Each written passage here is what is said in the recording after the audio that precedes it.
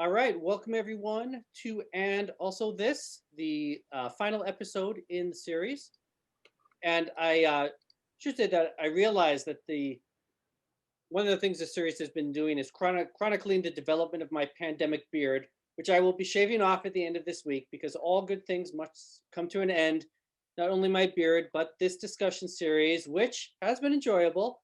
But I do look forward to a time when there won't be a pandemic to keep us apart from one another. Um, but while we are still in that time, we are making the most of it. And today, Brooke Wonders will be featured in an episode titled I Write Speculative Fiction. And to set some context, there's long been a kind of fraught relationship, particularly within academia, between literary fiction and what is termed genre fiction. And that goes way back, clearly into the modernist era. I have a whole lecture I've given about this in the past, but I will spare you that. Um, but I do think it's interesting how what has always been a kind of porous border between literary and genre fiction is still being redefined, but it's not entirely absent, and whether that's good or bad. So, anyways, I'll be interested in hearing because this subject was Brooke's idea. So I'll be interested in hearing how she's worked with or managed the ways in which different kinds of writing are valued both in academia and outside of it. So with that, I will turn things over to you. Yeah, so that's very much the conversation I was hoping to have when we set this up, that I came to you and I as a scholar of creative nonfiction. So I came to you and I to teach the most the most realist of the real, right? People who are putting words down on the page, and the contract with the reader for those words is that they bear some resemblance to lived experience, right? The things on the page actually happened, which is a different contract than what you have with fiction, right? Fiction is merely what plausibly could have happened. But my dissertation, I finished my degree right before starting the UNI job. It was a mix of speculative fiction and nonfiction. And I was really trying to test the borders between those two things. And so I had this whole secondary publishing career where I was publishing work that in academic terms would be called speculative fiction, in non-academic terms would probably be called horror or maybe dark fantasy. And I really didn't pitch that when I got hired at UNI. I focused very much on my nonfiction. And as I became more comfortable, I've been here for 6 years now. I've started teaching classes in this secondary field that I love. And I'm really grateful, actually, to UNI that I didn't have to stay in the closet long, because in my MA program, in my PhD program, I very much did. It was only by the grace of Luisa Rea that I was able to do the dissertation of my heart's desire that fused those two things. And definitely in my master's program, I worked with professors who liked me, liked my writing, but would say horrible things about people doing genre work, right? Very dismissive things about how it didn't belong in the workshop or was somehow unserious, not knowing that I also wrote that kind of work, right? Because I elected not to submit it for workshop. So I am really grateful that in the arc of my career, that seems to have changed. And now, if you're a student at UNI, you can take classes in speculative literature, which is, the academic fancy way of saying science fiction, fantasy, horror. And if you take my speculative literature class, I tend to emphasize horror and dark fantasy because they're my favorite. It's what I write, it's what I read. So yeah, that's the trajectory of how we got from nonfiction, which is, if you look at the UNI website, what I ostensibly do, to this sort of closeted second genre that I work in. And I'm coming out of the closet. I'm now the judge for the Vonnegut Prize, along with you, Jim. We alternate years. And I've gotten to work with a ton of undergrads and grad students doing the speculative fiction projects of their heart. And that's been really, really rewarding. So yeah. So why do you think that this is I mean, it hasn't completely changed. I'm sure you could still go to any academic conference and find someone to poo-poo any speculative writing. But I think there has generally been a change, and I'm wondering if you think that has it just been kind of gradual. Has there been any kind of reason that there's been this big switch, or I think a gradual switch at least? Yeah, yeah. I mean, that's interesting because, scholars in this area, and I am sort of a dilettante scholar in this area. I've published some things looking at this divide, or I should say, I've given some conference papers looking at this divide, but I haven't published in this field of scholarship yet. So some people point to specific moments of rupture, and some people say it's more of a gradual shift. And I suppose to my mind, I'm really interested in how, at this moment in time, there are a lot of people doing stuff that looks like literary realism with like one element of genre, right? A very small element of genre. I think of someone like Colson Whitehead as doing this. And there's a reading of Colson Whitehead's body of work where, much like Kim Stanley Robinson, every book is in a different genre. There's like the Colson Whitehead that's a zombie novel. There's a Colson Whitehead that is a magical realist novel. And ultimately, he gets marketed as literary fiction. He doesn't get marketed as genre fiction. But, Underground Railroad, which won every award, totally features a magical railroad under the ground that can move you through time and space. So I think there's something interesting at this moment in time about how that porousness seems to be a way of marketing literary fiction writers. Mm. And that really fascinates me because the dismissal of genre fiction has always been that it's a market category, that it's not literary because the goal of genre fiction is to sell as many copies as possible, right? So this is the market-based argument, where if you're writing genre fiction, what you're trying to do is meet some formula, right? You need your Prince, you need your Joseph Campbell Quest, you hit these beats of discovery, and then you end with a happy ending. And so long as you deliver that to genre readers, you can sell like hotcakes, right? Which has never been true, mind you. But that's the dismissal, that if you do the formula right, somehow, it doesn't matter what you plug into the formula even, right? It doesn't have to have art or feeling or evoke human emotion. All it has to do is meet the formula, and you're going to have that audience.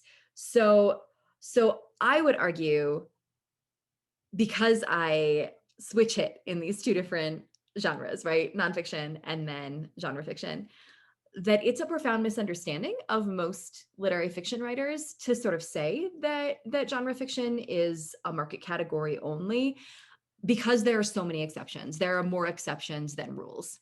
So yeah, that's generally how I tend to think about it. But I also, when I teach speculative fiction, I read the people who are not generally bestsellers. I am picking the people who are the weird folks on the margins, right? And so maybe I'm also putting my thumb on the scale a little bit, that, I'm not teaching the 1100th D&D novel or a Star Wars tie-in novel, right? If I really wanted to push this case, I would do that and see, like, are they purely plug and chug market based, or is there art inside them, right? And one would guess that yes.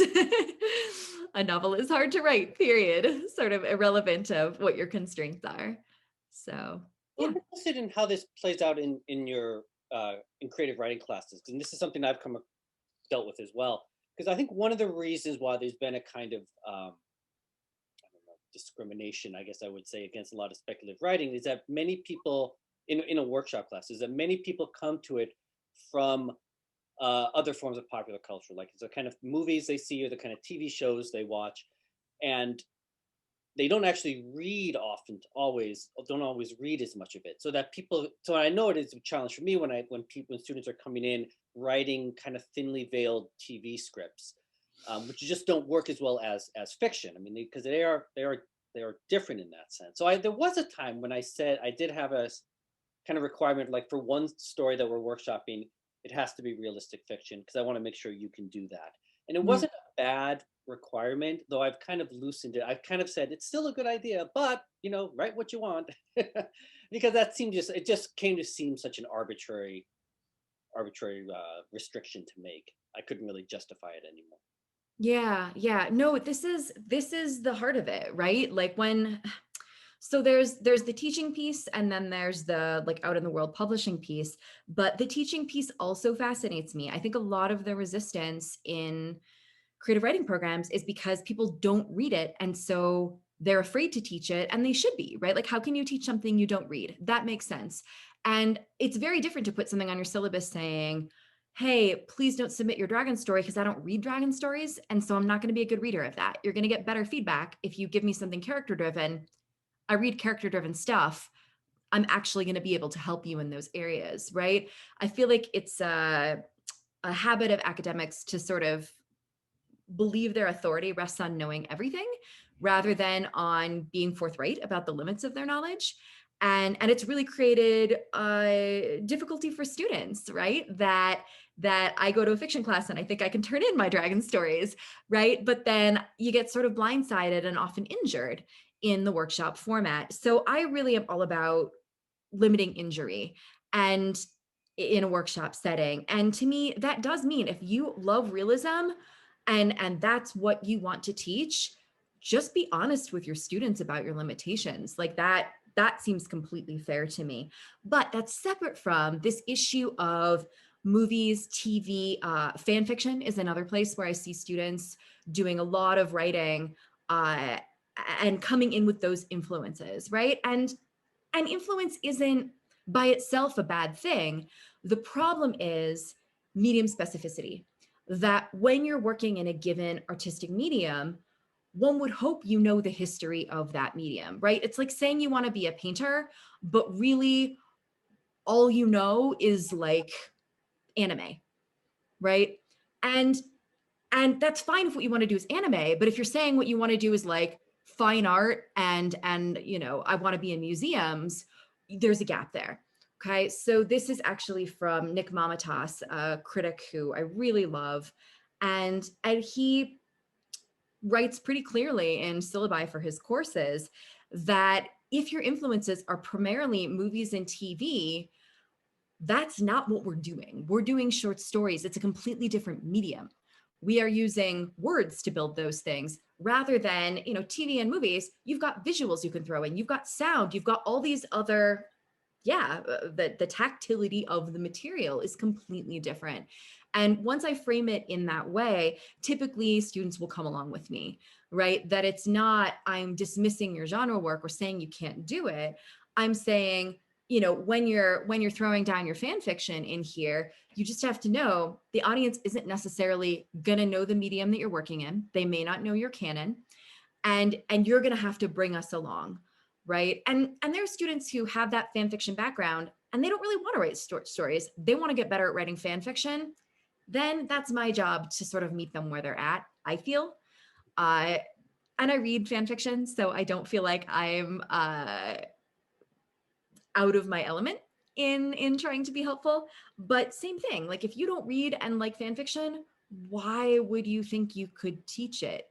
Like just say, please don't bring it into my class because I'm not a good reader for it. Like use me in other ways. So anyway, that's generally where I've come down. But you can see how like this is I've had to think in a lot of nuanced ways about this to combat these sort of knee-jerk things, right? Because, you know, my teachers in MA didn't come on board saying, well, I don't read fan fiction, and so, you know, I'm nervous about it. No, it was just, well, fan fiction is bad, right? There's this sort of, this habit of mine to go right to a negation of it or a removal of it from the classroom, which again, I'm not even opposed to. Just, you know, take responsibility for why you're doing it. Yeah, so that's mostly gone pretty well for me. My sneaky fan fiction thing is I make the student who wants to bring fan fiction into workshop, they have to give a synopsis of the canon, right? Like what's important about this canon? What do they love? Why do they ship this couple? Like you've got to bring us into that world. And if you can do that summary well, then typically we can read your fan fiction like it's a story because at least fan fiction is made of words, right?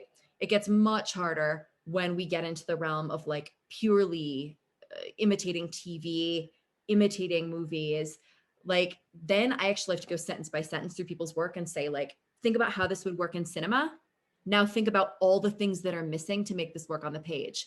What does it take to make it work on the page, right? And typically that buys a lot of credibility, just sort of walking through how much is missing, right? If those are your influences.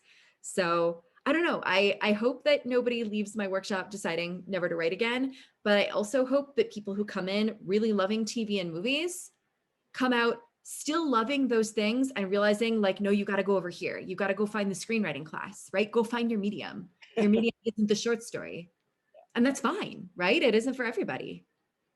Cool for trying it. I've had just related things. Actually, coming back to what you were saying before, I actually had this one semester where I had a lot of great dragon stories. I don't know why, but Me too. I love I them. have found the challenge sometimes with fantasy, people writing fantasy, and I'm more of a science fiction person, so maybe it's my bias, but I do find that people come from a novel background for people who are really into fantasy more than, and don't actually know how to do a fantasy story, and they try to pack way too much plot into a story that's being workshopped, and that's what I didn't see coming, because these are people who are actually more invested in writing and a kind of written medium, but just not the one we're doing in class. That is so, yeah, I feel that very hard. And I feel that as a writer of fantasy, as well as a teacher of fantasy, that the genre, the form of fantasy is the brick novel, right? Not just the novel, right?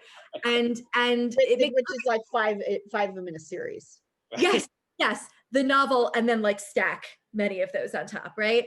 So in some sense, they're doing right? Like they're doing what they read when they make that error. But the only way to intervene in that I found that works is to point them to good short form fantasy, which to my mind is Beneath Ceaseless Skies. That's the magazine that really does immersive world fantasy the way we would think of a novel or a series doing it, but they do it in short form. And hilariously, of course, if you go and look up the authors who they're publishing, typically, oh no, this is like the offshoot of one of those brick series, right? It's like, oh, they wrote a short story about a character that made a one-off appearance in one of their bricks, and like now we'll send that to Beneath Ceaseless Skies, and maybe it'll be an enticement to go pick up the series of bricks, right? But there's something to be said for using the short form as exploration of your world, right? Can you get your magic system up and running? Can you speed introduce the immersive reality that you're creating? And you're going to have to do that in an opening chapter. So, may as well do a dry run for a short story length, right? But it takes a lot of art, and the only way I've ever gotten it to work is to basically go beat by beat through a really good Ceaseless Skies story and figure out, like, in this paragraph, what's being introduced, right? Elizabeth Bear, fantasy writer, I worked with her at Clarion, refers to it as the knapsack. And every time you introduce some new element that isn't realist, it's like putting a brick in the knapsack, and the reader can only carry the knapsack for so many bricks. Now, if you fully explicate it and it just becomes, part of the noise of the world, that's taking a brick out of the knapsack, right? So you're constantly playing this game when you are writing fantasy, especially otherworld fantasy, where you're putting in a bunch of bricks and then trying to take out some bricks, right? And at some point you have to realize, and the workshop will tell you, like, too many bricks, writer will not continue turning pages. So I thought that was a wonderful metaphor for sort of what we have to do when we think about short form fantasy. But it's hard. It's a hard medium. Yeah, that is like the theme of the things they carried. Very much so. And Brooke, what you're saying has got me thinking about a conversation that when I was on the Walden Award Committee, we have this conversation all the time because people were prejudiced against fantasy novels. They're like it's rare for a fantasy novel to even make it to the next round. Yeah. And I think a lot of it has to do with people don't like other members of the committee be like, I just don't like fantasy. And I'm like, we're not asked whether we like it or not. We're asked how well it's written. Yeah. And if you don't read there's fantasy, such a prejudice. like if you don't read fantasy, how would you know the genre conventions that would tell you if something is bad or good? Right? It would tell you like this has been done a million times, or no, this is genuinely innovative. I actually, so I go to a conference almost every year, the International Conference for the Fantastic and the Arts. We have 5 students, UNI students going this year. I'm really excited. And there was a person who gave an entire lecture on the Prince Award, and how I believe there's like one sort of graphic novel with fantasy elements, but it's so rare for either of those two things to Right. win. Realistic is what wins the YA awards. Yep. And it really historicized why that was. Actually, I should see if I can track down that author and paper, because it was a really impressive, historicization for exactly those habits of mind that you've got teachers and scholars who have come through a curriculum that privileges realism, and so they actually don't have the habits of mind to effectively read fantasy and science fiction. There's a hilarious piece called "Science Fiction Makes You Stupid" that I recommend. And it argues actually exactly the opposite, that there is generally, when you look at reading comprehension, realist readers have very high reading comprehension for realist stories. But if you drop them into a science fiction fantasy story, they can't do the Jabberwocky effect. You know how when we listen to "'Twas Brillig and the Slithy Tove," we know that like brillig is an adjective, and so we can sort of tell what a brillig is, even if we've never seen it. There are people who can follow that, and people who say, "A brillig isn't real," and they just chuck the Jabberwocky across the room, right? And that's fine. Again, this is taste. The problem is when you have a preponderance of such humans in writing programs, on awards committees, then suddenly you have what to our students must look like, shh, don't write speculative fiction. Well, and it's also because I'm thinking of what gets in classroom libraries, because if it's an award and they're like, oh, we want the award stuff in our classroom library, the kids want speculative. Yeah. That's what they want to read. I mean, not all kids, but a lot of kids do.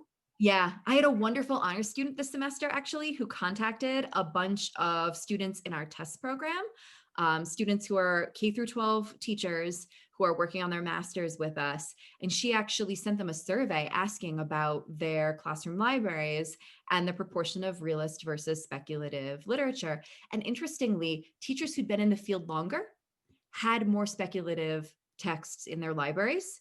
People who were fresh out of school tended to stick to realist texts, which really tells you like there is a bias in the training of teachers and scholars that is producing this, because teachers, once they sort of got their sea legs in the classroom and started listening to their students, tended to change the proportions of what was in their library. It was a really interesting finding. It's a great undergraduate honors paper. She's delivering that at ICFA. Nice. Yeah, it's pretty cool. Nice.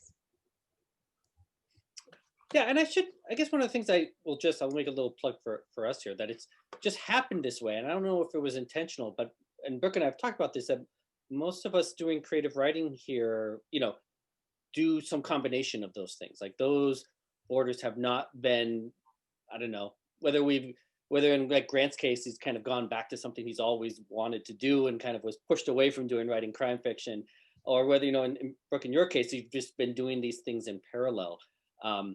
Yeah, I mean, so to a certain extent, like those borders have become less important. I do wonder, I guess I don't want to do away with them entirely. And for me, one thing I think has been helpful is when students realize like this is like the distinction, like what would be called realistic fiction, what is not. I mean, I think when people don't understand the distinctions, they're at a disadvantage. But that's like not a hard one to teach. That's like a particular lesson rather than your entire curriculum pushing aside genre fiction. So, Yeah, not really a question, just a comment. And blending them is important. Can I just do a really quick plug, because I love this book so much? Yes. Do you know this book, Everything Sad is Untrue? This is an arc, but it's out now. Ooh. And it's nonfiction, but he's telling it in the form of 1001 Arabian Nights. Wonderful. The author is Iranian. He's a refugee because his mom converted to Christianity. And I'm like fascinated by it. And I'm also just like completely like caught in like, because he'll talk about stuff on the playground and then he'll talk about demons. Nice. And the blend is what makes it. So yeah, I'm all about the stuff that blends all that stuff. Yeah. Crosses the genres. Yeah. And I think there's room in literary study for all three of these categories, right? Mhm. For realism, for strict genre that sort of follows these formulas, which are pretty new formulas too, and then for hybrid work that fuses the two. And yeah, I would hope that we read widely enough to be comfortable working with all three kinds of student, uh, especially in intro classes. And then I would imagine by the time you get to 400 level and grad students that it is more narrow, right? That you're sort of cultivating those students who are working in the more narrow area that really interests you. But that seems fair, right? That seems like any academic discipline. So yeah, I have a lot of hope for it changing in the future. But I do love that about you and I, that you do science fiction, Jim, and Grant does crime and noir, and I do dark fantasy and horror. And Vince actually does speculative poetry, which is interesting, a smaller field, but we do actually have someone who switch hits for poetry. So I feel like we have a really surprisingly robust speculative fiction department unexpectedly, and again, maybe a little too shh about that, because I know a lot of students who are interested in working with people who specialize in those areas. I think of Matt Bell at ASU or Kish Johnson at Kansas. So there are uncloseted speculative academics out there, and yeah, the students tend to find us, which I'm grateful for. Yeah, So. I do know that looking at the kind of concern that, and I remember this, there was always this story about how there would always be someone writing this really great dissertation on graphic text that could never get a job. Because the understanding was if you were doing work on that, that meant you couldn't do more conventional things. And I don't think that was ever quite true. And maybe it's not, maybe that's not the same concern um, that it was in the past. But It's got to be program to program. I mean, I got really lucky with my PhD that I was able to do the dissertation I wanted, but it was a very rigorous, traditional literary theoretical program for the first 3 to 4 years I was there in a 5-year program. And yeah, it gave me the skills I needed, that when I left and said, oh no, I do want to do a deep dive into folklore and fairy tale and some of these origin forms for speculative literature. The Gothic is another one. I really felt like I had a robust research skill set to be able to do that literary critical work. And I don't think that's necessarily typical. But so I would, that might be a valid fear. I don't know. In my case, I would hope that it is not a valid fear, because I really have enjoyed working with a whole range of literary genres. I mean, I teach the literary criticism class 2120 here at UNI, and love that class. I teach it almost every semester, and we read realism. So yeah, yeah. All right. it's good to do it all. Yeah, well, we are coming up on about the half hour. I don't know if anyone had any other last questions or comments. Thanks for having me, Jim. This is lovely, and thanks for coming, Sheila. Good seeing you. It's Well, fun. we've covered a lot of ground. All right. Well, thanks very much. And I guess we will all be back one way or another next week. Woo. Indeed. All right. Thanks very much.